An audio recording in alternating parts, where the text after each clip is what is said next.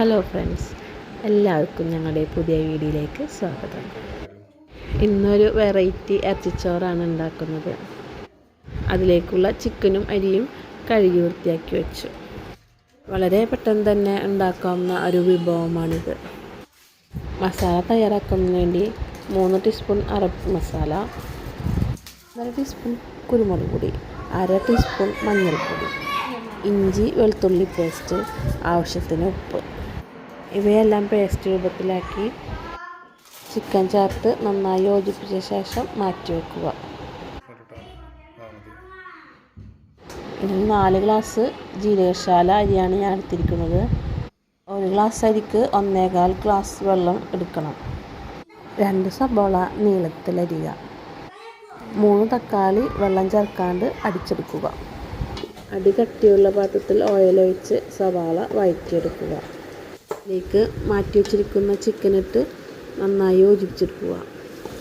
സവാള വഴറ്റുമ്പോൾ അതിലേക്ക് ഏലക്ക, പട്ട, ഗ്രാമ്പു എന്നിവയൊക്കെ ചേർക്കട്ടോ. ചിക്കൻ ചൂടായ ശേഷം നേരത്തെ മാറ്റി വച്ചിരിക്കുന്ന തക്കാളി ജ്യൂസും ഇഞ്ചിയും പുതിനയും ഇട്ട് നന്നായി യോജിപ്പിക്കുക. മസാലയിൽ എരിവും ഉപ്പും കുറവുണ്ടെങ്കിൽ അത് ആഡ് ചെയ്യണം കേട്ടോ. നമ്മളത് ടേസ്റ്റ് ചെയ്താലേ അറിയുള്ളൂ ഉപ്പും എരിവൊക്കെ കൂടുതലുണ്ടോ കുറവുണ്ടോ എന്നുള്ളത്. കുതിർത്ത് വെച്ച അരി ചേർത്ത് തിളപ്പിച്ച വെള്ളവും ചേർത്ത് 20 മിനിറ്റ് മീഡിയം ഫ്ലെയിമിൽ മൂടി വെച്ച് നന്നായി വേവിക്കുക. നന്നായി ഇളക്കി കൊടുക്കാൻ മറക്കരുത്.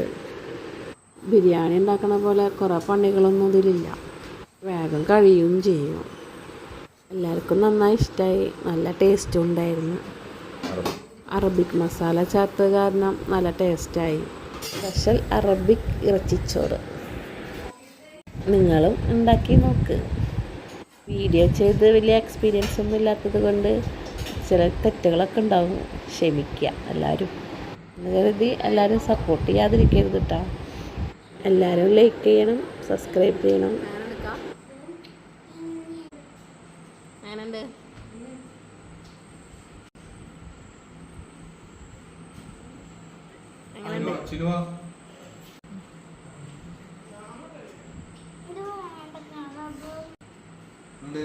പുതിയൊരു വീഡിയോയുമായി കാണുന്നത് വരെ എല്ലാവർക്കും ബായ്.